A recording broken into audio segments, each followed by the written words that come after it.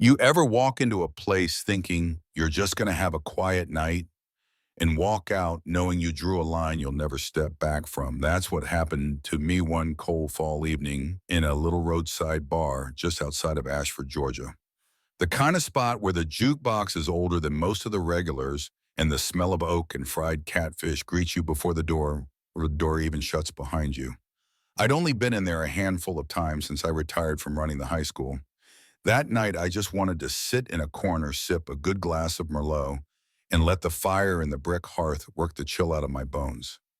I set my leather tote at my feet, gave a nod to the bartender, kid named Tommy, all of 25, with a smile that could smooth the edges off a bad day, and ordered my wine. The place was warm in that quiet, steady way I liked. Folks playing cards by the wall, laughter kept low, the wind tossing dry leaves past the window. I remember thinking, maybe this is how the rest of the night will go. Then the door blew open like somebody owed it money. Cold air rushed in, smelling faintly of gasoline. Boots heavy, deliberate, hit the floorboards. I turned my head just enough to see him, tall, broad-shouldered, still in a crisp police uniform despite being off duty. Badge polished to a glare gun on one hip, flashlight on the other. Later, I'd hear his name was Officer Troy Kincaid. He didn't just enter, he claimed the room. His eyes swept over us like a security searchlight, not in welcome but in judgment. He ordered his whiskey neat, in a voice that carried farther than it needed to. Folks looked away, burying themselves in their drinks. I kept mine on the shelf behind the bar, trying not to invite whatever storm he might be bringing. It didn't matter. A man like that, he picks his mark. Well, now he finally said, leaning just enough in my direction that I could smell the aftershave under the wood smoke. Don't see many folks like you in here. His tone had that lazy drawl some people use to cover a knife edge. I met his gaze without flinching. I'm right where I belong, I told him, calm as I could manage. That should have been the end of it. But Troy wasn't after an ending. He wanted a show. This is a place where real Americans unwind, he said louder so everyone could hear. Guess I'm just surprised to see. He let the sentence trail off, the ugliness hanging in the air without him having to say it.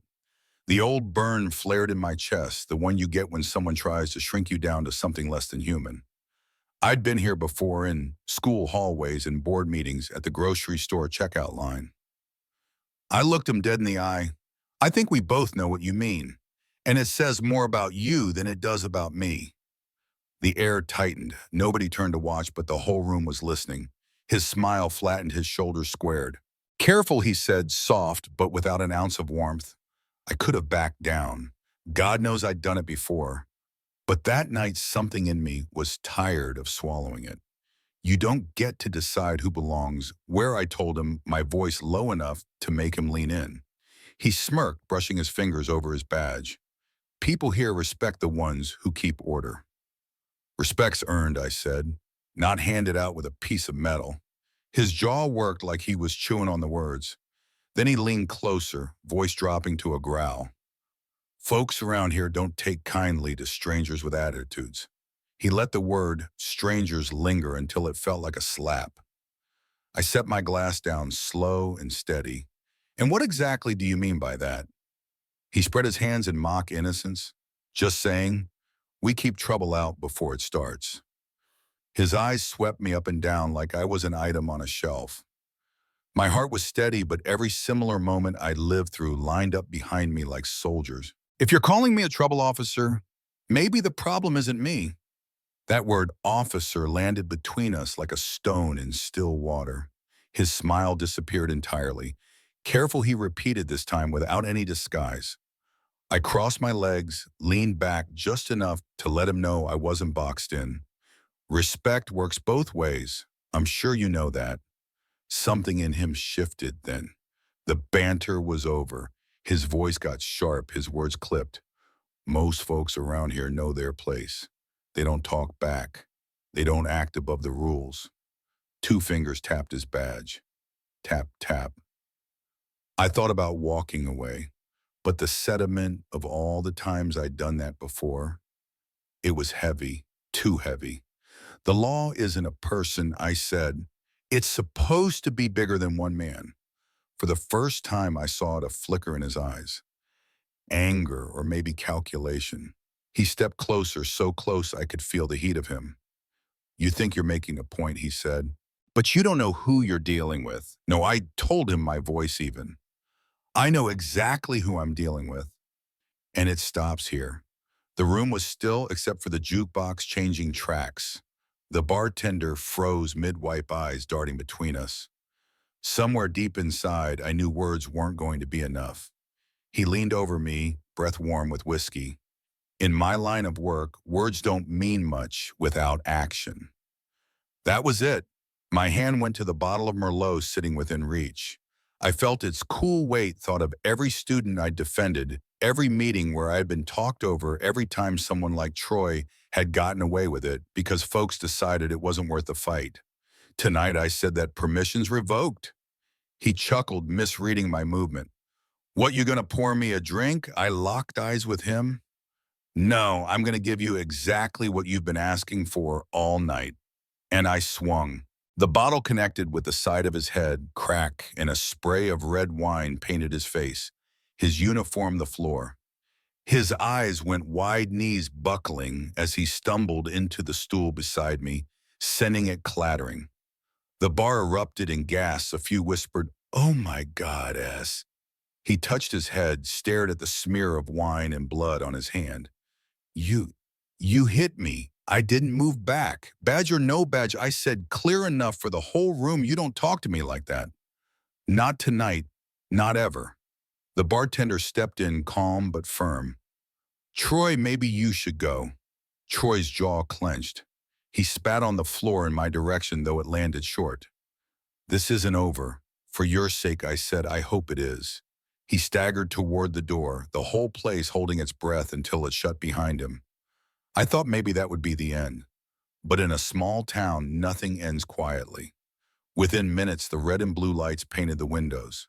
Two other officers came in, scanning the room until their eyes landed on Troy, now slouched in a corner with a scowl that couldn't hide the sting in his pride.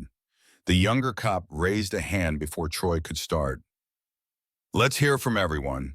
Tommy spoke first, steady and exact. Other patrons chimed in their versions, lining up like a row of nails. When it was my turn, I kept it simple. He approached me, used his badge to threaten me. When he wouldn't stop, I acted to protect myself. They scribbled in notebooks, glanced at Troy, called him Rick by his first name, small crack in the armor. A few more questions, and the older one finally said, Troy, you're on leave until this is sorted. Go home. He gave me one last glare, but I didn't look away until he did. When they left the bar, exhaled. Somebody in the corner muttered, "'Bout time." The woman at the far table allowed herself a small smile. Tommy poured me another glass on the house. Weeks later, I walked back into Harper's. The air felt lighter. No Troy. Just the clink of glasses, the hum of easy conversation. A woman a few stools down leaned toward me. "You're the one, aren't you?" From that night, I raised an eyebrow. "I was here," she said. Didn't say anything then, but it meant something, seeing you stand your ground. I smiled just a little. I wasn't trying to make a point. I just wasn't willing to be pushed anymore. She nodded. Sometimes that's all it takes. People tell the story different ways now. Some say I went too far. Others say I did what they had always wanted to do. But the truth is simple. That night wasn't about winning. It was about refusing to yield one more inch of ground that should have been mine to begin with. And I'd do it again if I had to. So, what about you? If someone used their position to put you down right there in front of everyone, would you walk away to keep the peace, or would you stand your ground no matter the fallout? Tell me in the comments. Because sooner or later, we all find ourselves in that moment, and the choice you make will say everything.